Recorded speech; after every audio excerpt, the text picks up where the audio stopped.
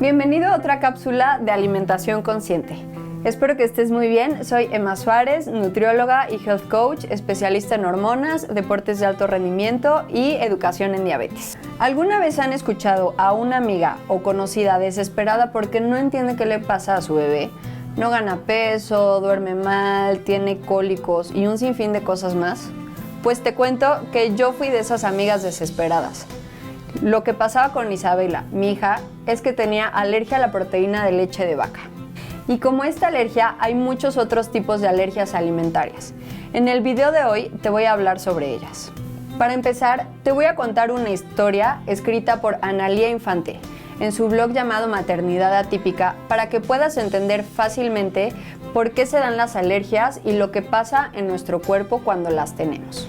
Todos nacemos con un ejército de soldaditos llamado sistema inmunológico, que es el encargado de proteger nuestro cuerpo de posibles intrusos como virus o bacterias, por ejemplo. Cuando estos ingresan al cuerpo, supongamos el de la gripa, estos soldaditos corren a pelear con capa y espada, evitando que triunfe la enfermedad. En el caso de los bebés, ese ejército no tiene nada de experiencia ni entrenamiento. Sin embargo, los soldaditos son enviados con instrucciones de pelear contra cualquier enemigo que se presente. Temerosos y desconfiados de todo y a la defensiva van marchando los soldaditos, hasta que de repente se presenta ante ellos algo que podría ser un enemigo, la proteína. Es la primera vez que la ven, no tienen muy claro a qué vienen, si acaso viene a pelear o entre tanto desconcierto uno de esos soldaditos ataca. Y el resto le sigue porque cree que es lo correcto. Si no reaccionan rápido, podrían entrar en riesgo. Luego de ese hecho, poco importa si la proteína venía pacíficamente o no. La guerra ya estaba declarada. Ahora imaginémonos dos posibilidades de cómo se puede desarrollar esta historia. En la primera, la proteína envía algún mensajero para negociar con el ejército. Los soldaditos apenas ven que se acerca alguien enviado por la proteína, lo reconocen y atacan sin escuchar sus motivos. No pueden arriesgarse a bajar la guardia con el enemigo y como constantemente aparece un nuevo mensajero, tienen la seguridad que deben mantenerse alertas en su puesto de defensa, sin retirar sus tropas y por lo tanto haciendo de esta una guerra muy larga. En la segunda posibilidad, después de ese primer encuentro, la proteína decide no arriesgarse, se aleja para no volver por mucho tiempo. El ejército empieza poco a poco a replegarse, cada vez están más seguros de que ya no existe el riesgo porque el mensaje fue muy claro. Nadie pasa cuando nosotros estamos defendiendo. Piensan que el enemigo, que es la proteína, debe haberse asustado mucho. Así, con el paso del tiempo, no ven la necesidad de estar alerta y poco a poco las tropas se van retirando. Un buen día, cuando esa guerra ya es cosa del pasado, vuelve a presentarse la proteína. Por un lado, los soldaditos ya no son miedosos e inexpertos que atacan sin saber. Y por otro lado, ya pasó tanto tiempo que ni la reconocen. Así que esta vez, cuando se presenta a primera vista, se dan cuenta que no es un enemigo. Ya saben qué cara tienen los verdaderos malos de la historia, pues ya lucharon contra muchos virus y bacterias y los reconocen a la distancia. Y esta proteína que se acerca amigablemente no se les parece nada. Y así comienza, como si nunca hubiera pasado nada, una relación pacífica entre ambos. En el primer escenario, si no eliminas el consumo de la proteína que genera la alergia, aunque sea una cantidad mínima, es probable que para el resto de la vida del niño o bebé la alergia permanezca ahí con síntomas cada vez que consuma el alimento, pues le está enviando una señal al sistema inmunológico que lo alerta y no le permite relajarse y olvidarse de ese enemigo. Pero en el segundo escenario, la alergia sí se puede revertir si hay un diagnóstico temprano y eliminas temporalmente de la dieta ese alérgeno, por lo que es importante la dieta estricta para lograrlo. Espero que con esta historia te haya quedado muy claro el cómo funciona nuestro sistema inmune. Ahora sí te voy a platicar sobre las alergias alimentarias más comunes y las recomendaciones para tratarlas. Primero está la alergia a la proteína de leche de vaca, pues es la alergia alimentaria más común en la infancia, con una incidencia del 2 al 7.5% a nivel mundial, ocupando el tercer lugar como causa de alergia después del huevo y el pescado. En este caso, el sistema inmune, como en la historia, reacciona ante la presencia de la proteína de leche de vaca, acompañada de diferentes signos y síntomas clínicos. La buena noticia es que el 80% de los niños o bebés desarrollan tolerancia después de los 3 y 5 años, algunos incluso antes. El tener esta alergia depende de factores genéticos y ambientales en los primeros años de vida. La sensibilización a la proteína de leche de vaca ocurre en diferentes momentos. Y sensibilización es la primera vez que entra un alérgeno mediante las mucosas o la piel del organismo a nuestro cuerpo. Debido a que la alergia a la proteína de leche de vaca surge con la primera o primeras tomas de leche en los bebés, se cree que desde que el bebé estaba en el útero tuvo exposición a esta proteína. Incluso se ha demostrado presencia de esta proteína en la sangre del cordón umbilical. Pero alto, antes de que elimines todos los lácteos de tu vida, si estás embarazada o te piensas embarazar algún día, te cuento que no se ha visto que estas dietas de exclusión prevengan la alergia, pues tarde o temprano el niño o bebé estará expuesto de alguna forma. Otra forma de sensibilización es a través de la lactancia, pues a diferencia de otras sustancias como la fibra o el gluten, por ejemplo, la proteína de leche de vaca sí puede pasar por medio de ella. Y no tienes que dejar de lactar si lo estás viviendo. Ahorita te platico más sobre esto.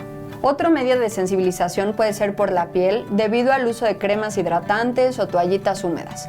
Incluso en el polvo de la casa también hay partículas que pueden causar esta sensibilización. La alergia a la proteína de leche de vaca tiene distintos síntomas y signos. Según la Academia Europea de Alergia e Inmunología Clínica, estos pueden ser digestivos, respiratorios, cutáneos y generales. Entre los digestivos están la disfagia, que es la dificultad para tragar los alimentos, regurgitación frecuente, cólicos, anorexia, que es falta de hambre, diarrea con pérdida de proteínas o sangre, estreñimiento o presencia de moco en las heces. Los síntomas respiratorios pueden ser secreción nasal, silbancias y tos crónica. Los dermatológicos son eritema, que es un enrojecimiento en la piel, urticaria, sequedad en la piel, angioedema, que es inflamación debajo de la piel, como cuando se te hinchan los ojos o la boca, por ejemplo. También hay otros síntomas más severos, como anafilaxia, que es cuando se te cierra la garganta y no puedes respirar, shock con acidosis metabólica, vómitos o diarrea. Los síntomas pueden presentarse de manera inmediata o tardía, dependiendo del mecanismo inmunológico de cada quien. Para asegurar que un niño tenga la alergia, debe de presentar mínimo 2 signos o síntomas. A veces pueden ser más. Te voy a platicar cómo es que yo me di cuenta que Isabela tenía esta alergia. Para empezar, ella nació de bajo peso por algún motivo que desconocemos, pero todo iba bien y estaba saludable. Alrededor de los 3 meses de edad empezó a tener muchos cólicos, en sus evacuaciones tenía una especie de moco, durante el día se veía súper inquieta y lloraba mucho. Obvio, como mamá primeriza, yo pensaba que todo esto era normal en un recién nacido. Sin embargo, unas semanas después dejó de querer comer. Primero no quería tomar leche materna del biberón, después pasó a hacer sus tomas de lactancia de 40 minutos a solo 2 minutos. Además, en su revisión pediátrica nos dimos cuenta que dejó de subir de peso. Muchas personas empezaron a decirme que le diera fórmula, algunos que todo esto era normal, incluso el pediatra pensaba que solamente era una crisis de crecimiento. Como para mí la fórmula no era opción, me asesoré con una experta en lactancia y trabajamos para aumentar la producción de leche. Pero Isabela seguía sin querer comer y fue cuando empecé a creer que había algo más allá. Finalmente, gracias a que escuché a mi intuición, a pesar de que me creían dramática y exagerada, después de investigar, platicar con otras mamás y buscar ayuda en diferentes lugares, llegué con una gastropediatra que desde la primer consulta sospechó que tenía alergia a la proteína de leche de vaca. Automáticamente me pidió suspender todo el consumo de lácteos y no solo eso, también evitar productos e incluso platos o sartenes que pudieran haber estado en contacto con algún lácteo. Con esta dieta y algunos medicamentos, en unas semanas Isabela cambió por completo. Se veía feliz, sin molestias y subía de peso correctamente. Hoy, que ya tiene 1 año, te puedo decir que está en perfecto estado de salud y de hecho ya hasta come algunos lácteos como queso y yogurt. Así que tú que me estás viendo, si estás pasando por un momento así de difícil, solo te quiero decir que tranquilo, todo va a pasar y todo estará bien. Y uno de los motivos por el que mi bebé ya puede comer lácteos y yo también, aunque sigamos con lactancia materna, es porque le hicieron un diagnóstico temprano y tomamos cartas en el asunto. Si yo no me hubiera dado cuenta de esta alergia, probablemente hubiera tenido algunas otras consecuencias de salud, ya que el retraso en el diagnóstico puede comprometer la calidad de vida de los niños y complicar la evolución de esta manifestación, agravando la enfermedad. ¿Cómo se diagnostica? Se debe de hacer una historia clínica y en algunos casos un estudio para determinar la presencia de IgE específica de la proteína de leche de vaca en la sangre. La IgE es una inmunoglobulina, así como la mejoría al suprimir el consumo de lácteos. También se puede hacer la prueba de provocación oral, pero no siempre es posible de realizar debido a que hay riesgo de anafilaxia. Pero a mi punto de vista, la forma más certera de hacerlo es con la dieta de eliminación estricta, por lo menos por un mes. Si se ven mejoras, podemos decir que sí es alergia a la proteína de leche de vaca. Pues aunque existen algunos estudios, no siempre son certeros y pueden tener ciertos márgenes de error. Y como te dije antes, si tu hijo sigue lactando y tiene esta alergia, no es necesario dejarlo y cambiar a fórmula. Claro que cada caso es diferente y siempre debes confiar en tu doctor y hacer lo que a ti como mamá o papá te da paz. Pero en algunos estudios se ha demostrado que los bebés con lactancia materna tienen una mejora mucho más rápida que los bebés que se alimentan de fórmula. Esto debido a los probióticos que se pasan de la madre al bebé por medio de la lactancia. También se ha visto que los bebés con una buena flora intestinal tienen una mayor tolerancia y maduración del sistema inmune. Por esto, en algunos casos es importante la suplementación con probióticos.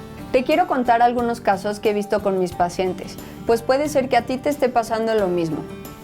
Y es que dejan los lácteos, pero no ven mejoras, y no saben por qué.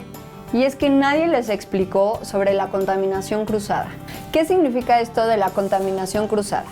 Es cuando un alimento se contamina por estar en contacto con otros.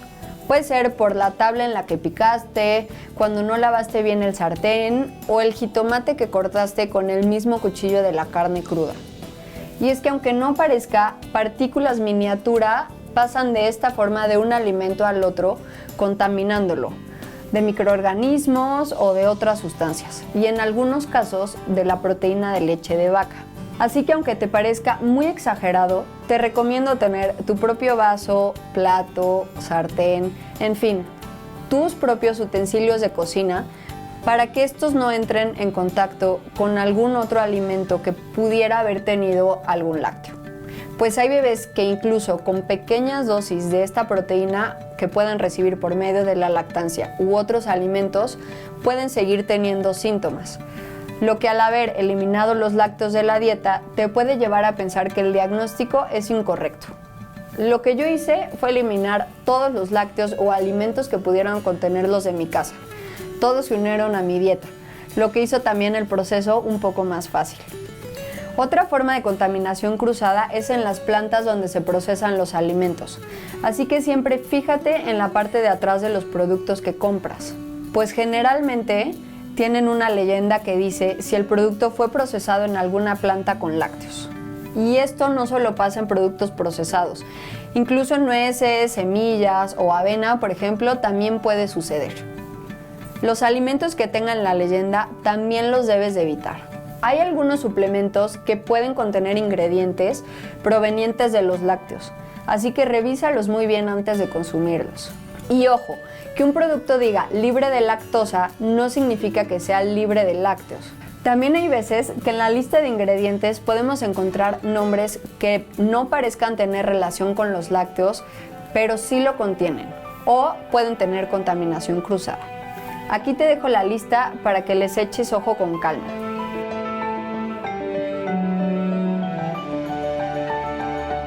Sé que todo esto suena muy difícil y abrumador, así que te recomiendo que seas muy estricta, por lo menos un mes, y tal vez poco a poco ser más flexible con el tema de la contaminación cruzada para que veas si regresan los síntomas y te des cuenta qué tan tolerante es tu bebé a estas pequeñas dosis de la proteína. Te recomiendo que no sustituyas los lácteos por productos de cabra, búfalo u oveja, ya que su proteína es muy similar y el sistema inmune puede atacarlos también. También te recomiendo que evites el consumo de soya, edamames o tofu, pues el 30% de los niños o bebés con alergia a la proteína de leche de vaca también tienen alergia a la proteína de soya. Como tú o el bebé van a dejar de comer ciertos alimentos que son una buena fuente de calcio y vitamina D, es muy importante consumir otros alimentos ricos en ellos, como salmón, atún, hígado de res en el caso de vitamina D, y sardinas, almendras, garbanzos o espinacas para el calcio. También te puede funcionar consumir algún suplemento, siempre bajo la autorización de tu profesional de la salud.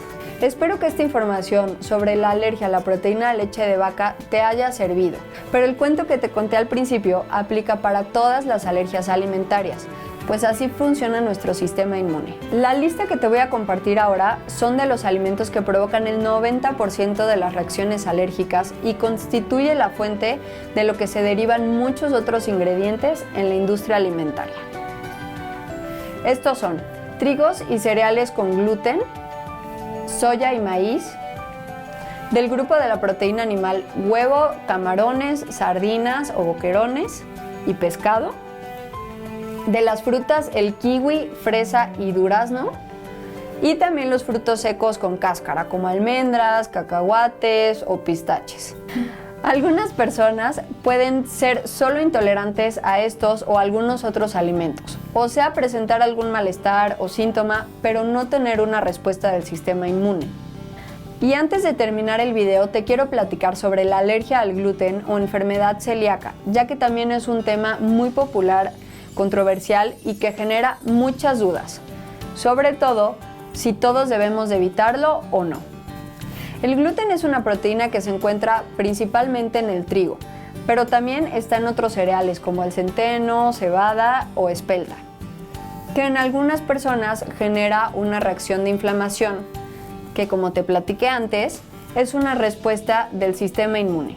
Esta inflamación crea un deterioro de las vellosidades de la pared del intestino.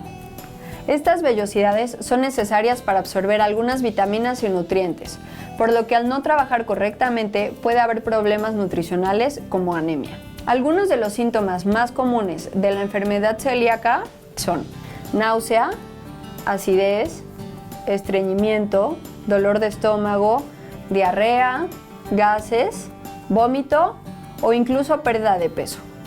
Pero hay personas que pueden tener otros síntomas que aparentemente no están relacionados con la digestión, como depresión, irritabilidad, ataques de pánico, cambios de humor, osteoporosis, fatiga crónica o falta de menstruación. Para diagnosticarlo, se puede hacer una biopsia, endoscopía o pruebas de sangre. Algunas personas solo se diagnostican con una dieta de eliminación de gluten para ver si hay mejoras. El problema es que hay algunas otras enfermedades gástricas como colitis o enfermedad de Crohn que pueden causar síntomas similares, volviendo complicado el diagnóstico certero. Esta proteína, el gluten, se utiliza mucho en la industria de los alimentos, independientemente de los productos que contienen trigo, ya que una función del gluten es que es como un pegamento y da una mejor textura. Algunos ejemplos de productos procesados que lo contienen y no precisamente usan trigo como base son el jamón, aderezos, algunos enlatados, alimentos congelados o helados. También existe la sensibilidad al gluten, que es una reacción a la ingesta del gluten que, a diferencia de la enfermedad celíaca, estos pacientes no presentan anticuerpos ni alteraciones físicas en el intestino. Los síntomas incluyen pesadez, diarrea, dolores abdominales, pero también migrañas, confusión y dolores musculares. Los síntomas pueden manifestarse algunos días u horas después de la ingesta de alimentos con gluten. Hasta hoy no existe ningún marcador diagnóstico, únicamente la dieta de eliminación. Si tú padeces enfermedad celíaca o sensibilidad al gluten, es importante que también cuides la contaminación cruzada, pues como te expliqué antes, algunas personas pueden ser muy sensibles con tan solo un poco de las partículas de este alimento. Te recomiendo buscar el sello que diga gluten free o libre de gluten. Y aunque puede parecer abrumador porque el trigo es de los principales ingredientes que se usa en la industria de los alimentos, pues se encuentra en las barras, cereales, galletas o pan, hay muchos otros granos que son libres de gluten, como la avena certificada, arroz, quinoa, amaranto, trigo sarraceno, maíz y sorgo. Y también, gracias a la industria de alimentos, podemos encontrar muchas opciones de alimentos procesados hechos con harina de almendras o garbanzos, por ejemplo. Solo que, ojo, que un producto sea libre de gluten no significa que siempre sea saludable, ya que puede tener un alto contenido de grasa, azúcares o conservadores. Como te he explicado antes, es importante que leas las etiquetas. Espero que te haya servido esta información sobre las alergias. Recuerda que si tienes alguna duda o comentario, lo puedes escribir abajo o búscame en mi cuenta de Instagram, @sistema.nutrición. Muchas gracias por estar aquí y nos vemos pronto.